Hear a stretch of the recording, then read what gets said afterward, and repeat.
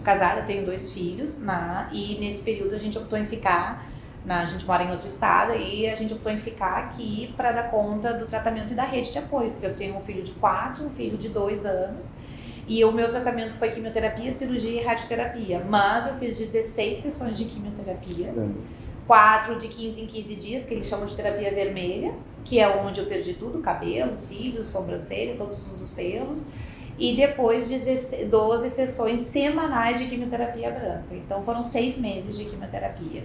Ali não foi só pai e mãe, o marido, é todo um entorno, é uma rede de apoios que tu precisa. É a professora na escolinha para adaptar a criança que tá vendo que a tua mãe perdeu o cabelo e que a mãe não conseguiu levantar da cama hoje, que a mãe não conseguiu sentar para brincar. A criança entender e se deparar. Como é que a gente estava falando antes, como é que eu explico a morte para uma criança de 4 anos? Não explica a morte, explica a combinação que tu fez, que foi muito legal com a criança. Ah, sim. Então, assim, a quimioterapia, eu brincava que desligava o disjuntor do meu corpo. Eu não conseguia levantar da cama, não tinha forças. Não é que eu não queria, não tinha forças. Depois de uns 4, 5 dias, o disjuntor levantava do nada e tu vivia a vida feliz e faceira. Tu ressurgia das cinzas, era uma fênix.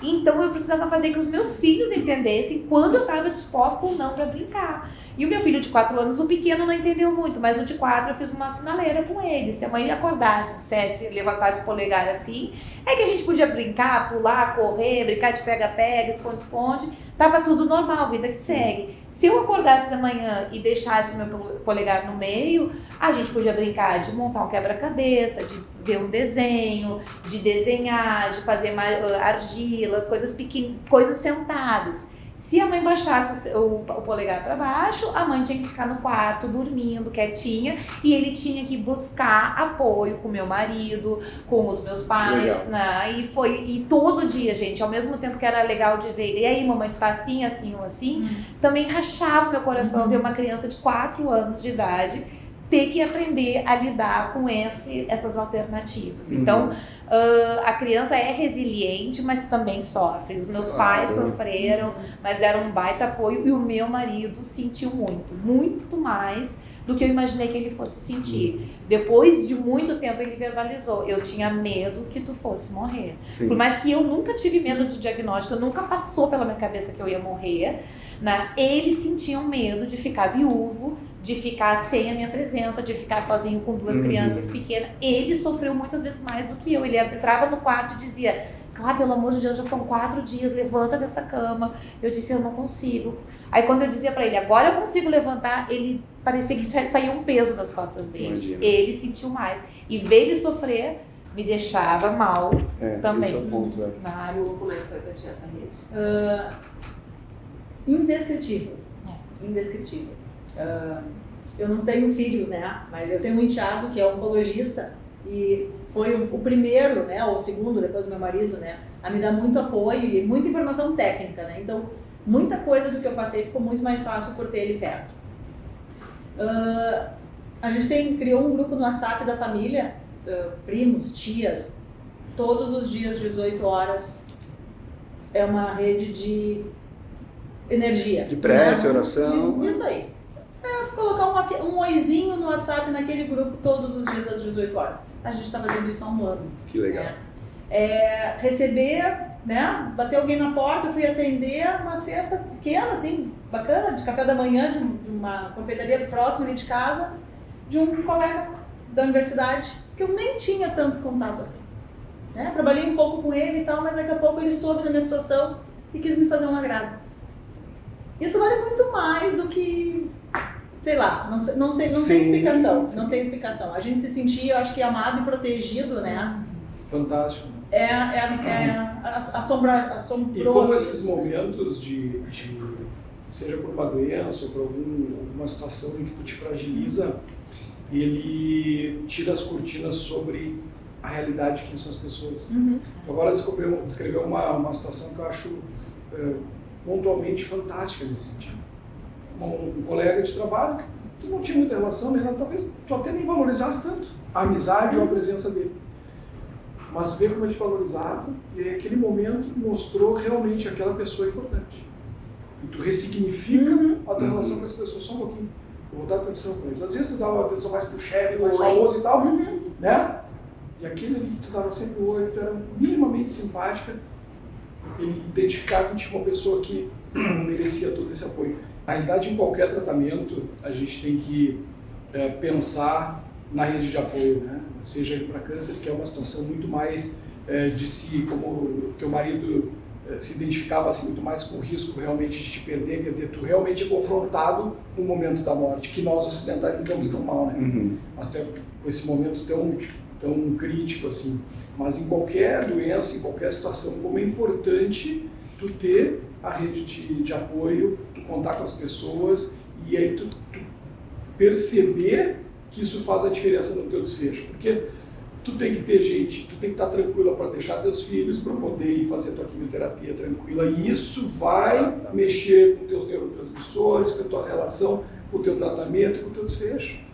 Tu deixar eles seguros, tu descreveu como tu te abalava ver teu marido sofrendo porque tu não conseguia levantar. Então, a rede de apoio em qualquer tratamento, seja um obeso mórbido que faz uma cirurgia bariátrica, que tem que tomar 20 ml de líquido durante dias, semanas, e vai aumentando. E isso é um sofrimento físico e psicológico para ele e para os demais, né? A própria luta contra a obesidade, que hoje é a maior causa evitável de doenças. A obesidade está ligada a câncer, a obesidade está ligada a... Sim. Então, é extremamente importante a rede de apoio. A rede de apoio para mim foi importante, a família, os meus pais, por mais que eles estivessem abalados, eles estavam ali, porque eu acho que o câncer não é só a gente que está diagnosticado, impacta na rede. A rede sensibiliza, é uma questão aqui, a pessoa merece mais atenção ou precisa de mais atenção, há uma mobilização maior. Eu lembro que eu não sou muito fã de bloco cirúrgico e tudo mais. Quando eu entrei para fazer a cirurgia, na semana que eu fui fazer a cirurgia, as minhas colegas do colégio, que a gente mantém ainda hoje a amizade, eu tenho colegas ali da primeira série, elas mandaram uma cesta de café da manhã para eu te ter um bom café para depois, no outro dia, fazer a cirurgia. O meu marido, quando a gente terminou a químio, ele fez todo um vídeo de fotos e depoimentos desse período. As professoras, cada vez que eu precisava dar um ajuste na rotina do Pedro, elas estavam ali presentes. Então, assim, a gente vive a doença e o tratamento, mas a gente necessita desse apoio. A rede é tão importante quanto a medicação que a gente vai tomar, porque abala, né? A gente fica mais sensível. Durante a quimioterapia a gente precisa de suporte, não só físico, mas de cuidados também. O estresse, se tu não tá com tranquilidade para fazer o teu tratamento, o estresse ele influencia diretamente no desfecho. Eu quero escutar da Ana a experiência dela, porque a Ana estava com um pai se tratando de câncer, uma mãe já idosa cuidando do pai, um irmão que tinha a vida dele, a história dele. Como é que foi a tua rede de apoio? Onde é que tu te apoiou? Onde é que tu te apoiou? De onde que tu tirou toda essa força e essa energia? Vou chorar. Pode, tá liberado. Bom, meu pai faleceu sem saber que eu tinha câncer. Porque por ser um câncer genético, como é que eu ia contar pra ele? Eu tava morrendo. E realmente ele morreu logo em seguida. Então ele não podia saber que eu tinha câncer. Então meu pai e minha mãe, que são os laços, tinha um namorado que também era um namoro recente. Seria a sua rede de apoio principal, né? Seria a minha rede de apoio principal. Não foi, não podia ser. Então foi difícil, mas a gente é forte, a gente consegue, a gente vai longe, né? Não tive um namorado que me apoiou. Foi engraçado que eu escolhi alguns amigos que podiam saber, amigos que não tinham contato com a minha família. Então assim, a minha rede de apoio foi uma rede externa, não foi uma rede das pessoas que eu estava acostumada, porque eu não podia contar para ninguém. E a gente sabe que uma conversa informal. E aí, Ana, como tu tá? E não podia, Ana, como tu tá? Na casa dos meus pais. Então, assim, achei essa rede externa, que assim, é importante, tinha um grupo do WhatsApp, todo mundo querendo saber, né? Porque a gente não consegue fazer mais nada. Eu, graças a Deus, foi a cirurgia, mas foi mastectomia bilateral, porque a gente não se mexe mais, né? Sem poder se mexer. E não precisava de apoio para fazer tudo. Às vezes até para comer, para deitar, para levantar. E a família ficou sabendo. Meu pai, eu conversei para ele quando ele estava sedado para morrer. Seu pai muitas vezes me perguntou o que ele tinha feito na vida para receber essa doença, porque, né, se ele se cuidava, ele se considerava uma boa pessoa, por que ele teve isso? E eu tinha resposta. Eu acho que ele não era culpado, ele não é culpado pelo meu, se meu avô foi, quem foi, não sei, mas em algum momento, né, daí tem a Bíblia que diz lá que até a 7ª geração, tem várias teorias que dizem as coisas, né, e eu não pude dizer para ele, pai, tu não é culpado de nada, né, nós somos vítimas, eu e tu, e eu não pude dizer. Então quando estava ele sentado, meu bom pai, agora vamos ter conversa, que eu sei que ele não voltava mais, tinha sido sedado para descansar, então vamos ter conversa que eu não pude ter em vários momentos que tu me perguntou e eu não podia te dizer.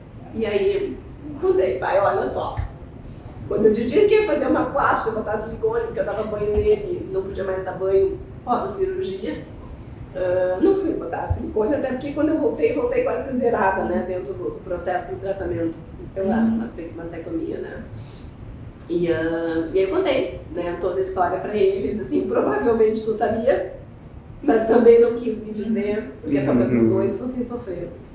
Para minha mãe, eu contei, eu acho que quase um ano depois do meu pai falecer, e aí eu percebi assim, ela, mas Ana, eu não pude te ajudar.